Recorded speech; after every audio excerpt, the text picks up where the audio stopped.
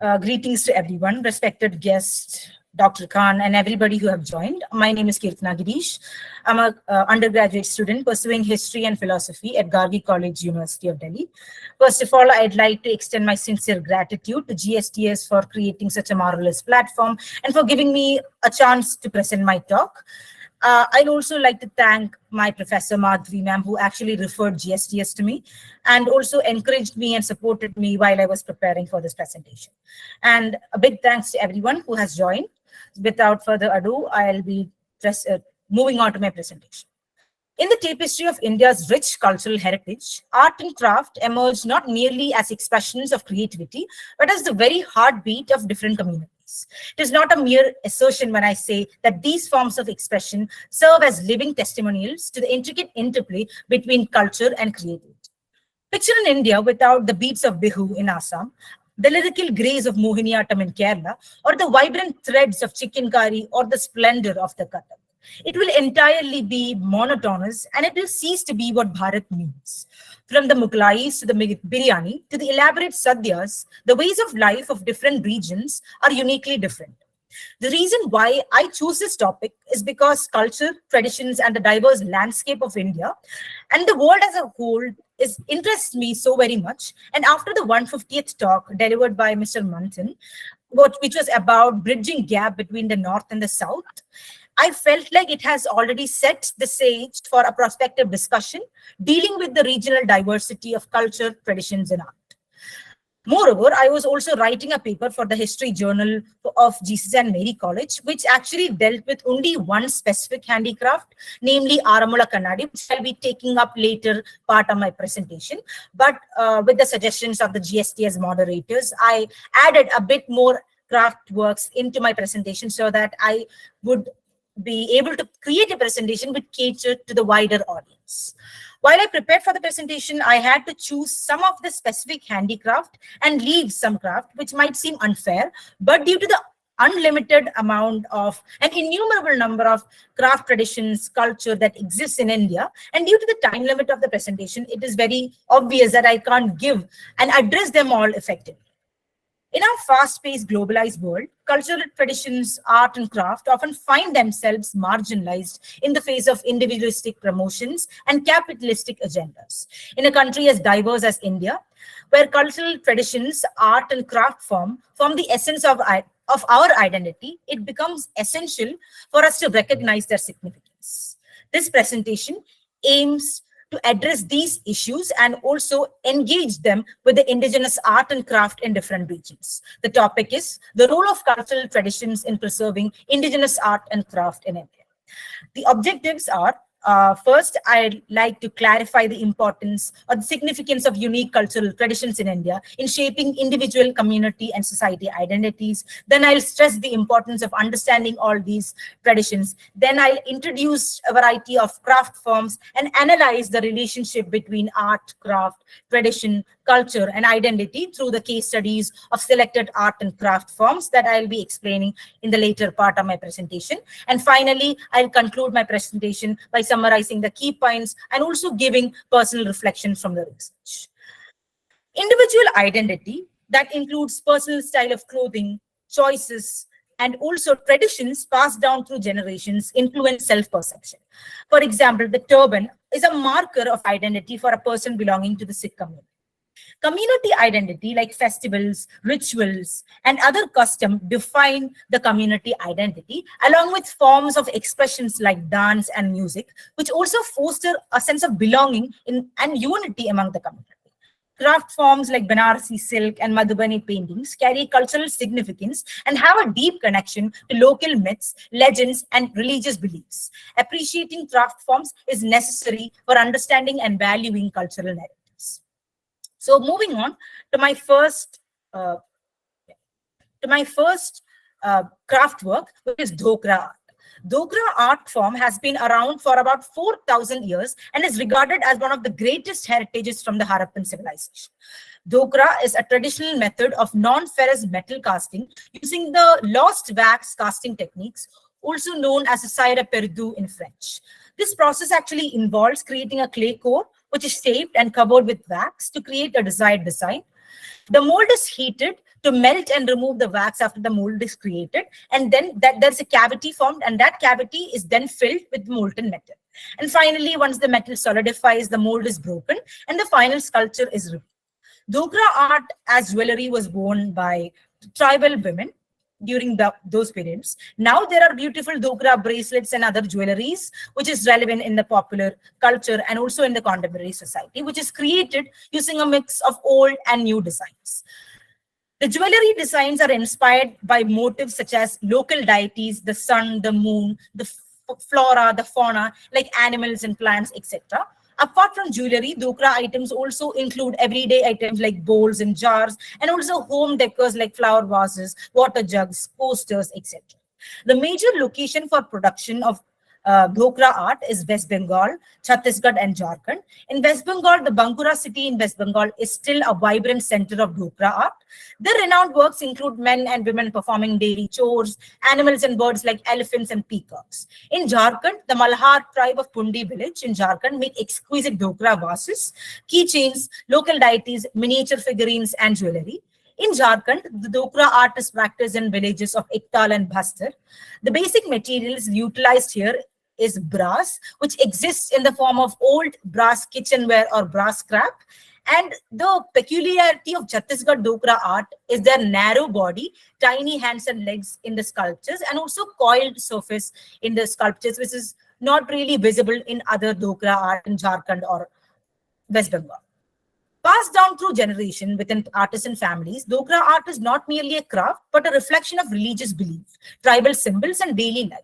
The culture significance of Dogra artifact is evident in their using during rituals, festivals, and ceremonies, contributing to the preservation of tradition. In this symbolic relationship, Dogra art, culture, and tradition mutually reinforce and sustain each other, fostering the longevity and richness of this ancient metal casting heritage. The challenges faced by Dogra artisans include about how there is like a lack of artisan involved in the Dogra making, because this is a familiar or generational artisanal craft or craft work, and more people are quitting these jobs to find other jobs because they want more and more economic value.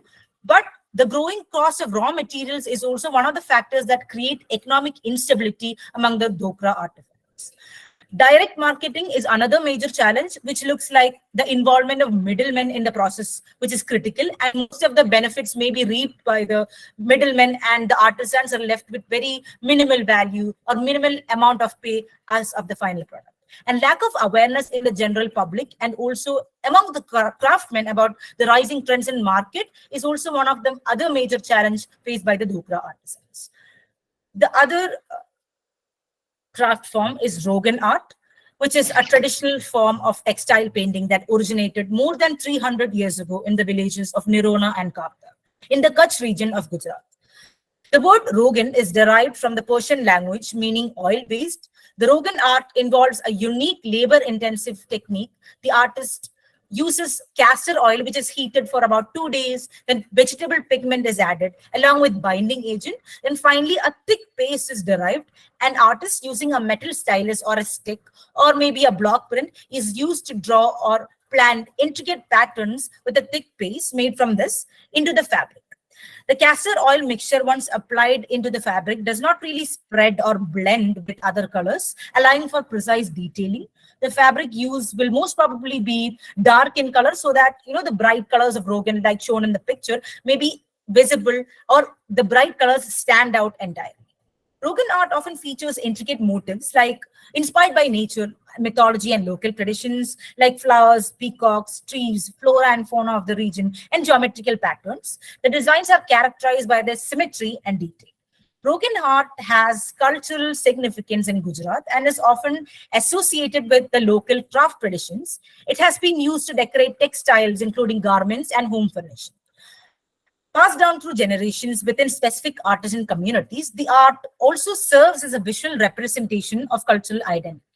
Rogan painted textiles like the ghagara, odani, or lehenga choli find cultural relevance in rituals and ceremonies of the region.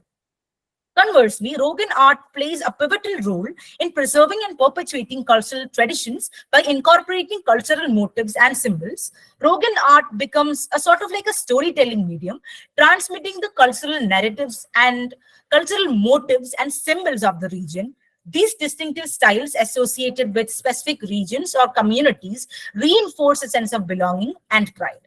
In this symbiotic relationship of culture, traditions, and Rogan art, the Rogan art acts as a guardian of cultural heritage and vice versa, evolving and adapting to contemporary context while also preserving the essence of Gujarat's rich heritage or traditions for future. Over time, the traditional art form has faced challenges, including a decline in the number of artisans practicing Rogan. However, the efforts have been made to revive and promote Rogan. And next up is Kanchipuram silk saris, which has ancient roots, and evidence suggests that the silk was woven in the region during the Pallava period. The craft flourished under the subsequent dynasties, including the Cholas and the Vijayanagara Empire. The Cholas and the Vijayanagara rulers were pivotal in and instrumental in promoting silk weaving in Kanchipuram. The temples played a crucial role in patronizing the craft, with weavers often producing silk saris for temple deities. Kanchipuram silk saris are characterized by their unique weaving techniques. The silk is of the highest quality. The highest quality silk is called mulberry silk. And there is also the distinctive zari works in Kanchipuram silk saris, which looks like the gold and silver threads embroidered into the saris. In more recent history, Kanchipuram silk saris also received the GI status, which is the geographical indication status, recognizing them as a product originating from a specific geographical location with unique qualities and characteristics. The traditional motifs and craftsmanship are the embodiment of the cultural identity, and the saris often play a pivotal role in significant life events such as marriages, weddings, and other religious ceremonies. The weaving of Kanchipuram silk sari is not just a craft, it is a tradition that binds the communities, connecting them to their roots and preserving the essence of the South Indian culture. The practice of Kanchipuram silk saris during the auspicious occasion is not merely a fashion choice, but a conscious effort to uphold and perpetuate centuries-old cultural values and traditions. Most popularly, temples were also a major patronizing center of Kanchipuram silk, because earlier the Kanchipuram silk was exclusively made for the temple deities as dresses or as saris or clothes for the temple deities. Conversely, as the saris continue to be an integral part of the cultural celebrations, rituals and ceremonies, the demand for authentic hand-woven Kanchipuram silk helps sustain the livelihood of skilled artisans. The relationship between South Indian culture and Kanchipuram silk is symbiotic, each reinforcing the other's significance, culture providing the context and inspiration, and the silk saris serving as an expression of that cultural identity, thus ensuring the continuation of the tradition that has withstood the test of time. The next is Banarasi silk sari. The rise of silk weaving in the city gained prominence during the Mughal era. During the Mughal period, especially under the rule of Emperor Akbar, Varanasi became a center for silk and brocade weaving. The imperial court encouraged the development of intricate designs and weaving techniques, which contributed to the evolution of what is now known as Banarasi silk. Also, Varanasi's strategic position or location on trade routes and the Ganges River facilitated the export of Banarasi silk to the various parts of the world. The saris gained popularity not only in India, but also among royalty and aristocrats in other countries. The decline of the Mughal Empire in 18th century and also the subsequent political and economic changes in the period also impacted the Banarasi silk industry. But the craft experienced a revival during the British colonial period, when there was a renewed interest in exporting and commercializing traditional Indian handicraft abroad in much higher prices. But it is to be noted that the artisans or the traditional weavers doesn't really get all the benefits, but it was just an atrocity performed against them. In recent times, Banarasi silk has been granted the GI status, recognizing its unique origin and qualities. This status helps protect the authenticity and heritage of the Banarasi silk against imitation or cheap knockoffs, and ensures that the sari produced in and around Varanasi can be sold as Banarasi silk. The art of Banarasi silk weaving reflects a beautiful amalgamation of Persian and Indian artistic influences, Mughal motifs, intricate designs, and the use of precious metals and threads similar to zari work in Kanchipuram silk sari. The gold and silver thread embroidery works are also done in Banarsi silk. Over the years, Banarasi silk sarees have evolved to incorporate a wide range of designs, including floral patterns, figures from mythology, and geometrical shapes. The weaving process, which was traditionally involved handloom weaving, has also adapted to incorporate modern technology. Banarasi silk sarees also hold immense cultural value in Indian traditions, especially in regions like Uttar Pradesh. Wearing this silk saree is deeply ingrained in cultural practices like weddings and occasion, and also religious festivals like Navaratri. And it is customary, or it is a widely accepted norm among people, that Banarasi silk saree should be worn, or it should be the attire at various events. The Banarasi silk saree involves intricate skills that are passed down through generation. The tradition of apprenticeship within families ensures that the preservation of the specialized weaving techniques. And also, Banarasi silk sarees often feature designs inspired by the cultural motives, mythology, and traditional art, and the cultural narratives of the area. The weaving process thus becomes a canvas for expressing cultural narratives and aesthetics, ensuring that each sari is a piece of a cultural heritage. The challenges faced by traditional weavers and artisans. In India, in the case of both Kanchipuram and Banarasi silk sari, the high cost of Kanchipuram or Banarasi silk sari, which can range up to 1 or 2 lakhs, often raises a question about how the weavers are benefiting from this seemingly lucrative market. Several factors contribute to the challenges. The thing we have to understand is that the traditional handloom sector, there's a complex supply chain involving various intermediaries, and this traditional artisan often forms the beginning or the base of this chain. And the intermediaries sell the prices a much higher price at the high-end market, but the weavers may get only a relatively smaller amount of the final selling price, and the benefits are mostly reaped by the intermediaries in between the supply chain. Also, the fluctuating cost of raw materials and also the zari work like silver and gold thread also affect the weaver's profit margin. The market also faces stiff competition from machine-made and mass-produced alternatives, which are often more affordable. Consumers driven by budget constraints and also the trends or fashion trends may opt for others, because obviously even others in the present scenario often choose less heavy or less distinct saris to the traditional Kanchipuram or silk saris. The slowdown in demand for silk saris after the introduction of goods and service tax has further worsened the situation. Some private textile showrooms took advantage of this situation and also adulterating of products and offering discount, impacting the sale of genuine hand-woven saris. Traditional handlooms, because of this, have drastically reduced in Kanchipuram and also in Banaras, leading to a decline in the number of weavers. The weavers face the difficult choice of accepting the meager payment or mere amount of payment that they get, or either quit the professions or move to alternate jobs with better pay. The next handicraft is Bidri ware.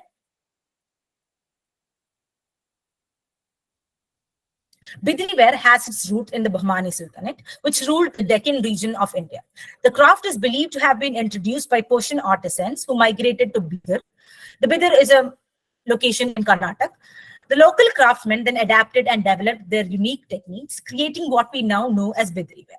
Bidri ware then became a prominent center for production of Bidri ware during the Bahmani and later Barid Shahi Sultanates. The process of creating Bidri ware involves casting the base metal alloy of zinc and copper, which is then filed and smoothened. One of the most distinctive elements in the creation of Bidri ware is the incorporation of potassium nitrate to create the blackened surface or the blackened appearance of the Bidri ware.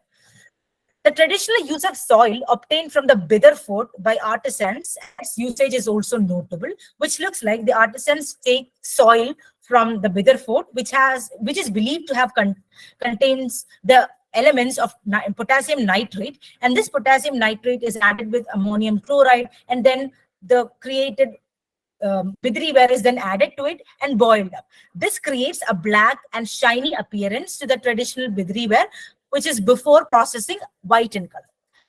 The final piece is then polished to reveal the contrasting silver inlay against the black background. Bidriware faced a decline in the 18th century due to various factors, including the political instability and changing patronage. However, efforts to revive the craft were initiated in the 20th century. The Indian government and various organizations worked towards promoting and preserving the traditional art craft. Also, in 2009, the Bidriware received a geographical indication tag, recognizing its unique origin and craftsmanship. The culture and tradition of Bidr region played a crucial role in preserving the art of Bidriware. Bidriware has been nurtured and sustained through generations, passed down in a valuable cultural legacy. The artisans, often belonging to families with a long history in craft, inherit the skills and techniques from their ancestors. Festivals, events, and community gatherings often showcase Bidriware as an integral part of the region's cultural expression. Conversely, Bidriware also contributes to the preservation and continuation of the region's cultural traditions. The intricate designs and patterns on Bidriware often draw inspiration from local motifs, historical events, or religious symbols. The craft serves as a visual representation of the cultural heritage and artistic sensibilities of the Bidr region. Bidriware also serves as a compelling example of a craft tradition that has seamlessly adapted to societal changes. Initially, this Bidriware was mostly used, as seen in the picture, for creation of jug or hookahs or bowls, which are usually utilitarian things or utensils. But then today, artisans craft contemporary pieces such as pen holders and pen bodies like stationery, and also jewelries like bangles and rings, which appeal to a younger audience or younger patrons. This transition not only showcases the craft's versatility, but also ensures its continued relevance in a changing society. Bidriware, despite its cultural heritage and significance, faces several challenges that impact its sustainability and growth. The craft actually relies heavily on familial work, which is the case of a lot of craft traditions. However, there is a reluctance among family members to work or actively take part in such a labor-intensive work, and they often seek other careers. Bidriware also faces stiff competition from mass-produced and cheaper alternatives, both domestically and internationally. And the market for handicraft is not really a dependable market. It always fluctuates and is often dynamic. Also, there is a need to preserve traditional designs, as well as the artisans have to come up with contemporary designs. Balancing the preservation of heritage with the creation of modern and innovative and appealing designs is a challenge that Bidriware artisans need to navigate to stay relevant in a dynamic market. The production of Bidriware is also affected or reliant upon the raw materials or the cost of raw materials. The fluctuation in the cost of raw materials can also drastically affect the production of Bidriware. Bidriware, despite its historical significance, also lack awareness, or it has a limited awareness among potential consumers, both within India and internationally. Efforts to promote Bidriware and market Bidriware need to be intensified to create a broader appreciation for this traditional and handicraft. The last and final handicraft is the Aramula Kannadi tradition. The Aramula Kannadi is also known as the Aramula metal mirror. The Aramula Kannadi, or the Kannadi, is a Malayalam word for the term mirror in Malayalam. Aramula is also home to the prominent Sri Parthasarathi temple, distinguished by its elaborate rituals and festivals, which is also pivotal to the history of the mirror.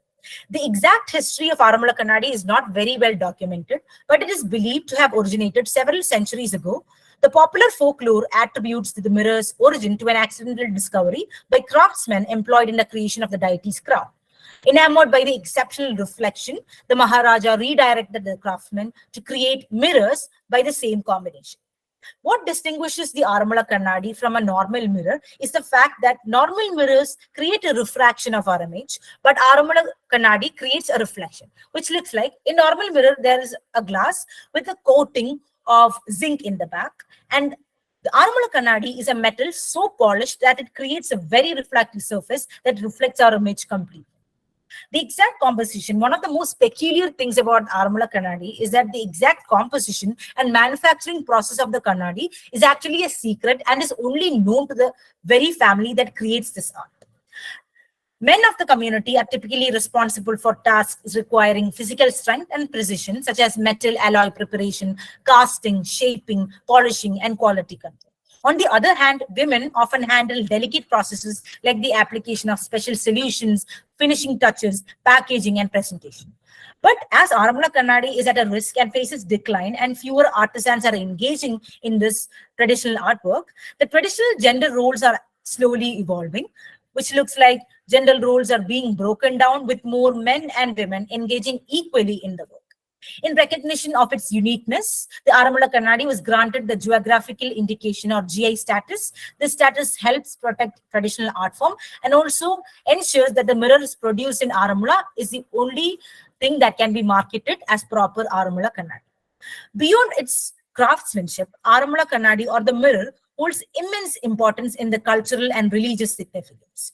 During the festival of Vishu, celebrated as the Malayalam New Year, with Lord Krishna as the idol, the mirror features prominently in the Vishukani, which is an exhibit of various fruits and flowers, amunda and others, set up in households and temples. I'm very sorry that you all can't see it very clearly, but the Vishukani looks like there is an image of the temple in the PowerPoint, and next to it there is a plate filled with fruits, vegetables, and also amunda. And in that, that is called a Vishukani.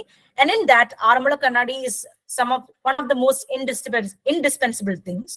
The mirror, which has a symbolic meaning of giving the truest image of oneself, is significant in New Year exhibits to mark the auspicious beginning.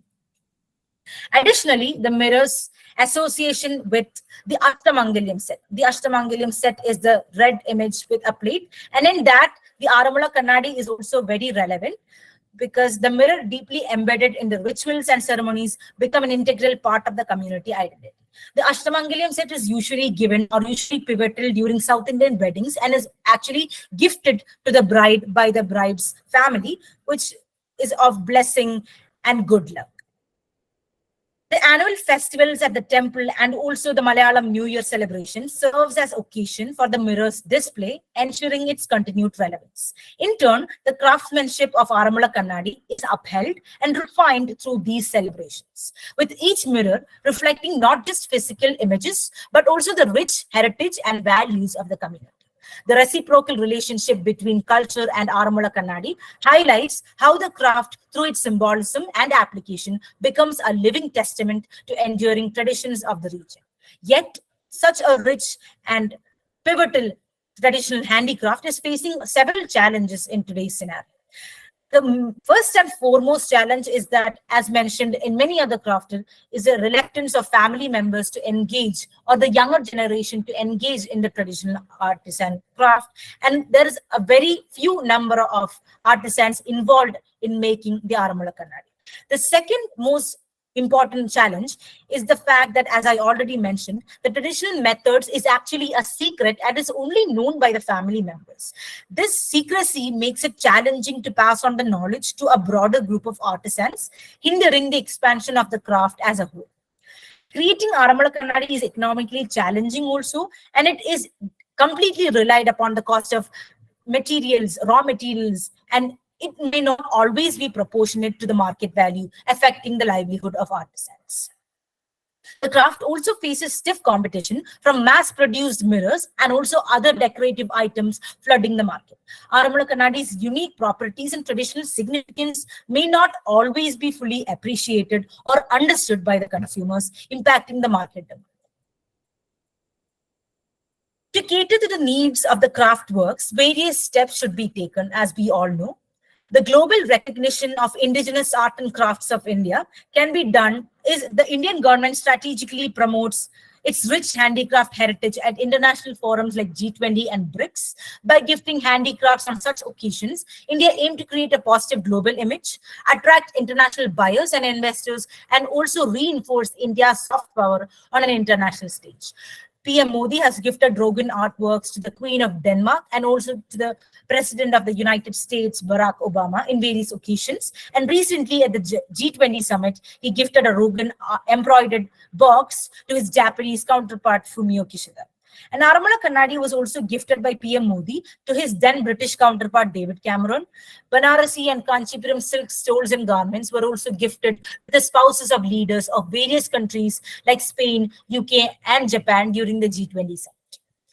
Policies like Vishwakarma policy, PM Vikas Yojana, National Handicraft Development Program, Export Promotion Council for Handicraft, Ambedkar Hasta Shilp Vikas Yojana, etc. at the national level, and promoting regional market exclusively for handicrafts like the Delhi Heart, prominent example like the Delhi Heart in Delhi, help in providing valuable support to the artisans and craft persons involved in India. Secondly, and thirdly, the involvement and the role of research scholars and enthusiasts like us is also very indispensable. It is the research scholars and the people who want or have a passion to learn more about these things make the ideals or the processes or the idea of this traditional handicraft aware to the general public. Fourthly, the global and national recognition and acknowledgement through exhibition and workshop can also prove as an effective way through which this handicraft reaches the wider audience. As we navigate the intricate landscape of Dogra art, Rogan art, Kanchipuram silk, Aramala Kannadi, Bidri ware, and a more resounding theme emerges. The profound interconnectedness of art, culture, and identity. Just like how the festival of Navaratri is complete or is not entirely complete or is completely incomplete without the art, without the white saris and Durga Puja and the grand processions involved in the festivals, the very identity of a person, community, or society is incomplete without the art and craft as forms of expression and the culture and traditions which directly and indirectly influence these. Each brushstroke, each thread woven, and the meticulous crafting of materials tells a story deeply embedded in the various regions. Yet, in this diversity lies a common thread that binds us together as a nation. These crafts are not just expressions of creativity, they are the living testament to the resilience and continuity of our cultural values.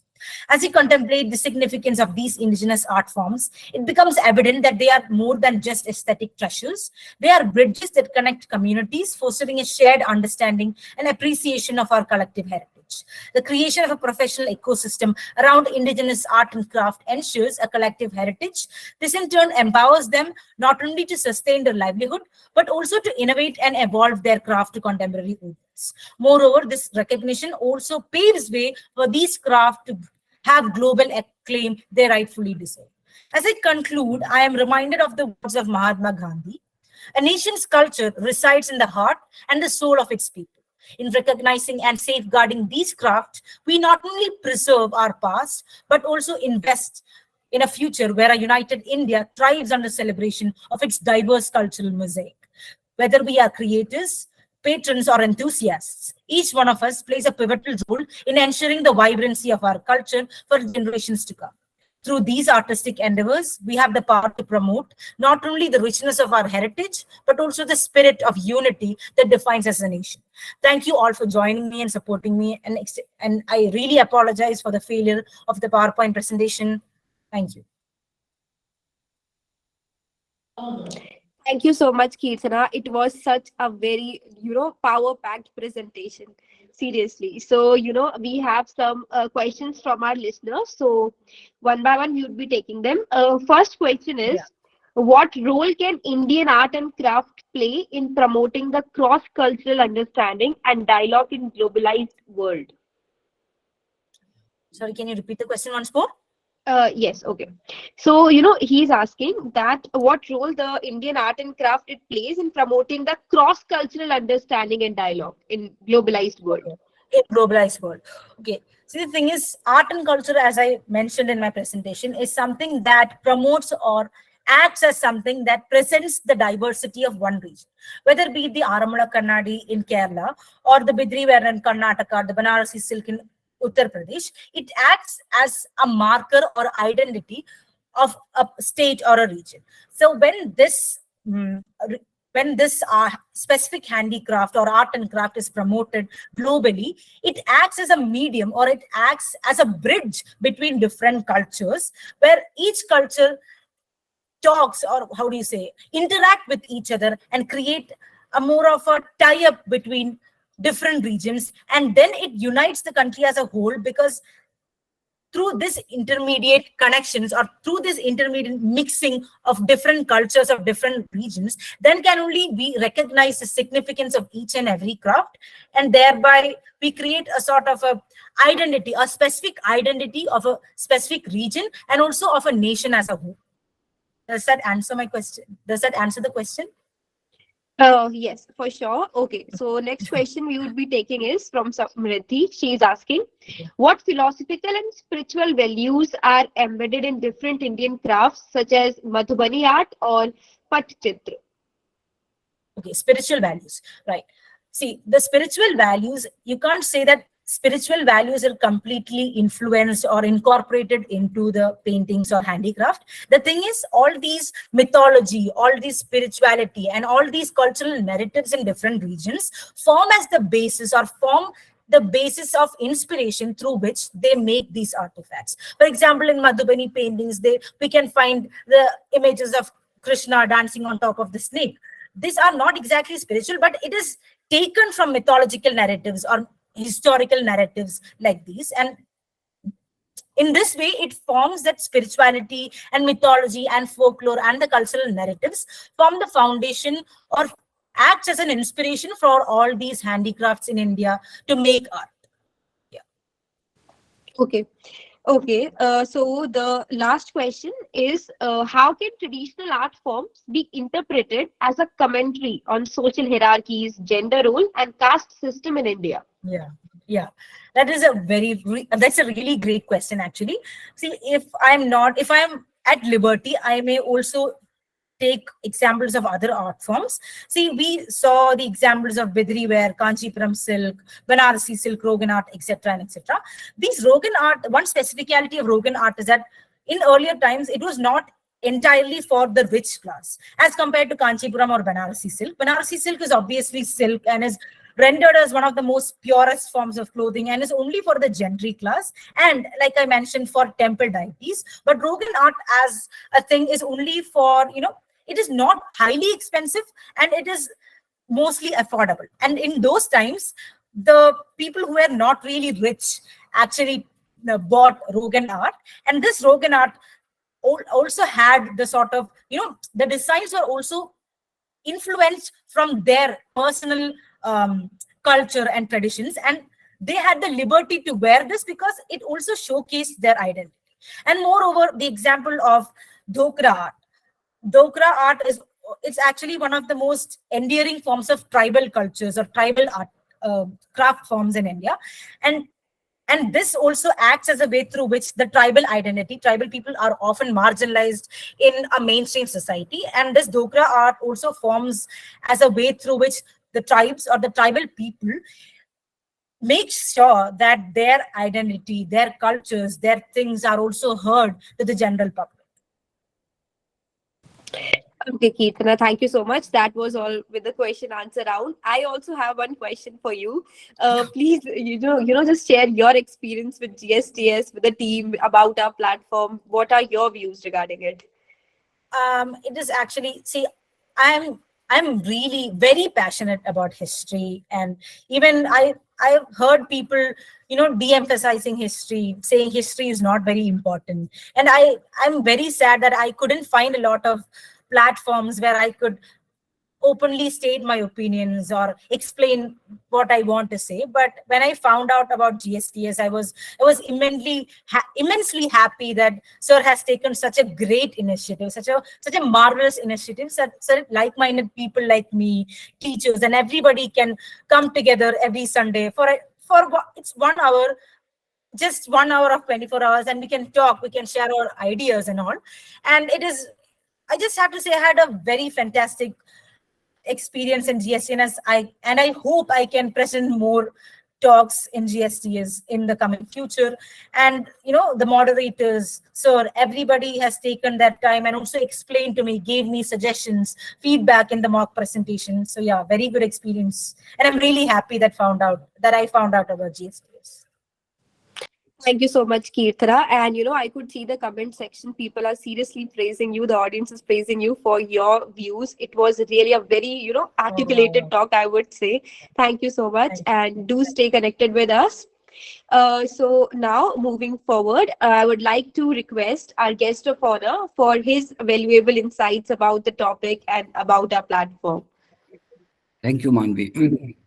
First of all, I would like to thank Manish Gramwar sir for giving me this opportunity. And also, I would like to mention here that I have been following this GST,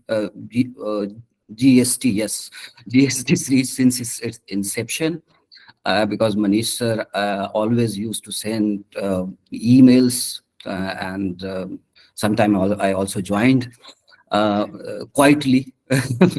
so so it was really it's really a great initiative by Manish sir and his former college. Now Manish sir is in African studies.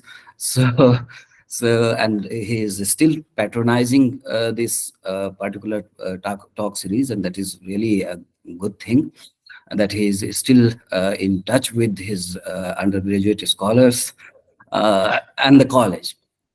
Uh, Coming to Keerthana's talk, uh, your presentation is really excellent, I must say, Thank and also the grasp of the paper you are presenting is commendable. You have command over the art form you have explained just now, not one, two, six, or seven art form. I would also like to make a kind of comment, use just to say that I also know something about these things. So basically, uh, culture, in my opinion, is a kind of software for our society. It forms our identity, and certainly these cultural art forms are in a kind of are a kind of tangible heritage in a way, and preserving these art forms is our collective responsibility. At the same time, when it is associated with rituals, different rituals, since all the art form you see now are somehow associated with different rituals. So if it is connected with the rituals, it will continue.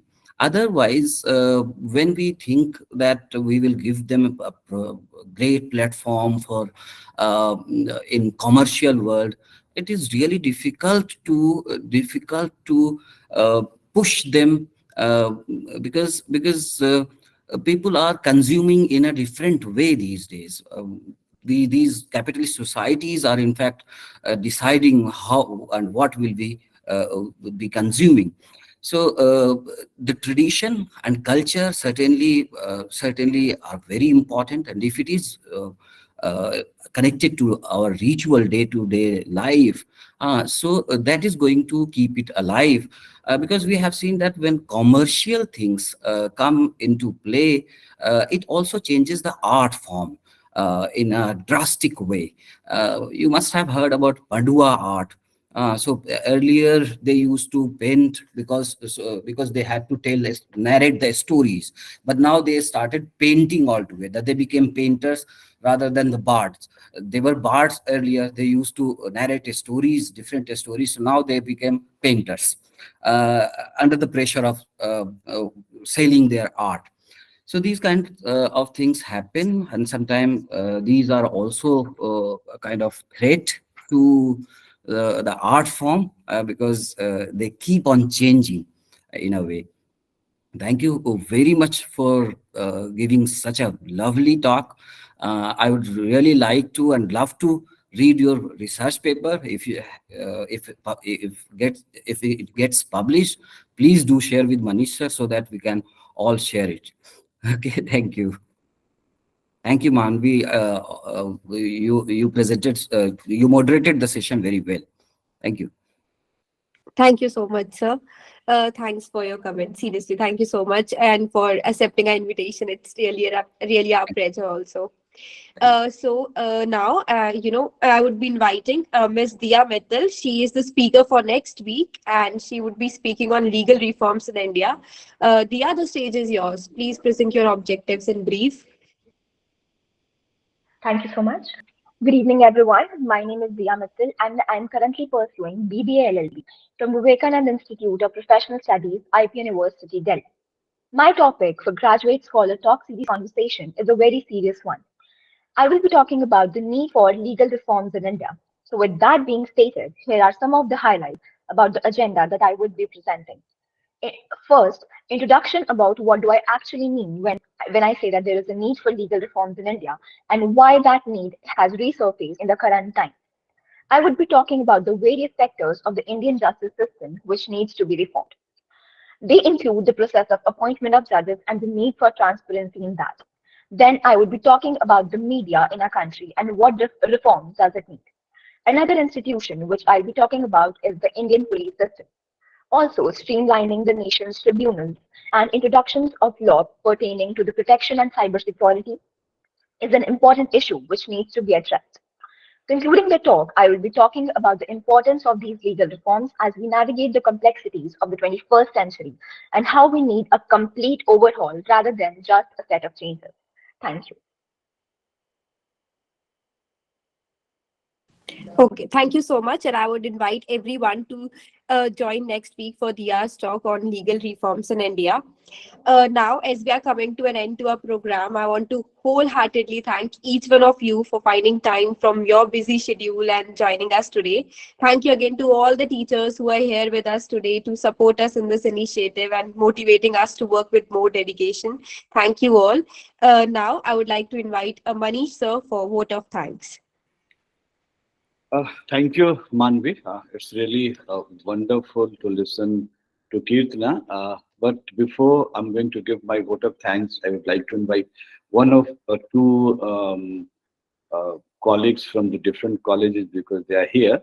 So because it's 9 minutes, we are having almost 5:40 seconds. So firstly, I call Madhvi for a quick remark because Madhvi was a teacher and he taught Gargi College. Now she's in Bharati College. And one of my other colleague, Kiran, Dr. Kiran is also here from DCSU College. So Madhvi, if you want, or Mala ma'am, also from Bharati College. So very quick remarks from Dr. Madhvi, Professor Mala, and Kiran, Miss Kiran. So start with the Madhvi. Madhvi, over to you. Thank you, sir. And I'm really happy. What more I can say? I'm really very proud of you, Keerthana. You presented so well. It was very informative talk. And as a teacher, we inform and we motivate time to time many students, but very few students they take it seriously. And I was there for one semester, and I informed Keerthana about it because we discussed her research topic and all. So I'm really happy you took it seriously and you presented so well. So I'm really happy and really proud of you. Thank you. It was really very informative and wonderful talk, I can say. Mala ma'am, if you are here, so over to you. Great presentation, Keerthana. It was very nice to listen to you. It was very informative and interesting. And I was going through the comments that the participants had, and I also agree with them. I liked your presentation a lot, Keerthana. Thank you, ma'am. Thank you. So, Kiran, ma'am, if you want to say something. Okay. So, now I'll invite one of my students, Sibyl, and Sibyl is also from Kerala. Sibyl? Hello, Professor. Yeah. It was a wonderful talk, Professor.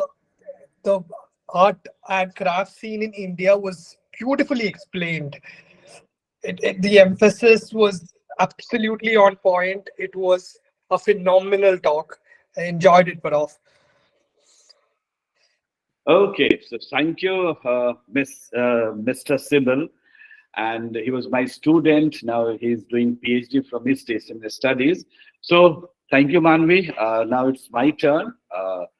My time 6 minutes hai, 360 seconds. So let's talk about the talk, the platform, and otherwise the vote of thanks. Okay, so starting with that young lady Divya Mittal, wonderful that you are going to present from the culture to the legal aspect. This is the beauty of this forum.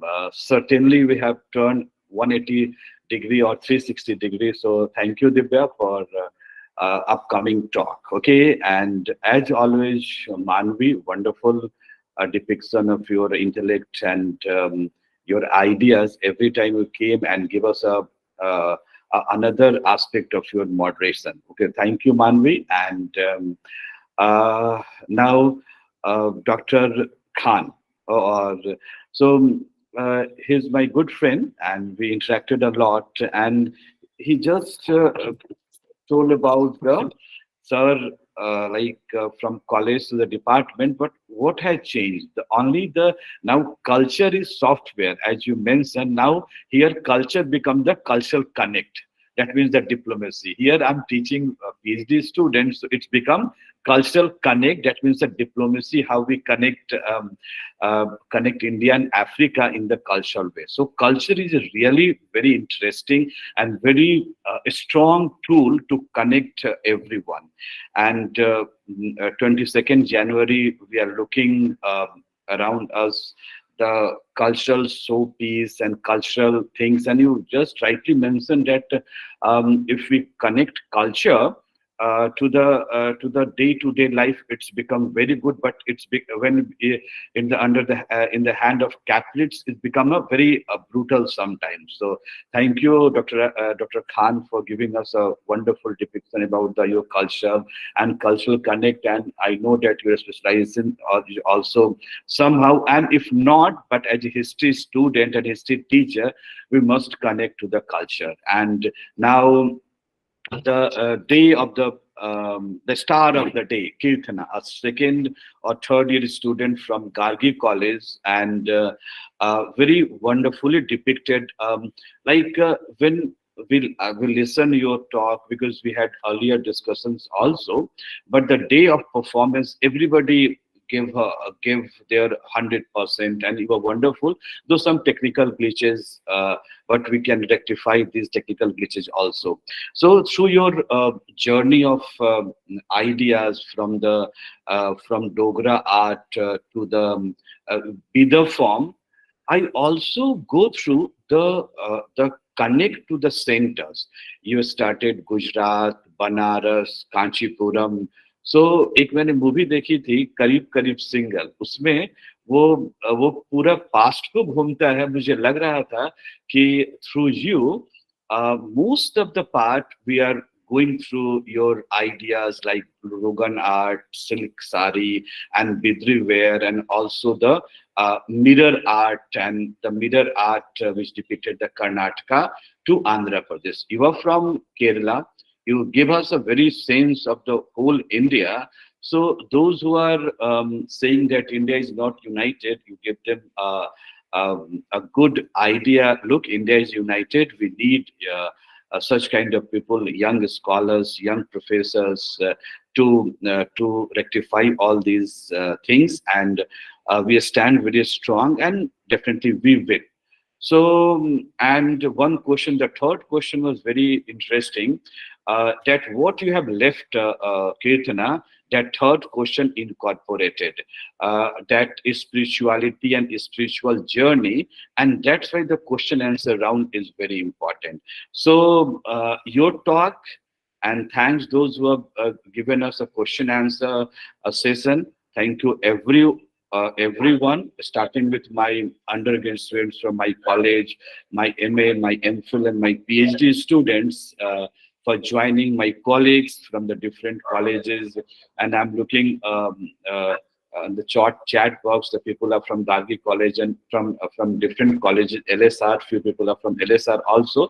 So thank you very much. And from Shyam Lal to Gargi to LSR, this is the strength of this forum. So kindly continue this attachment, and thank you all my colleagues from the different departments, my moderators. They worked very hard And a special thanks to Anand Joshi.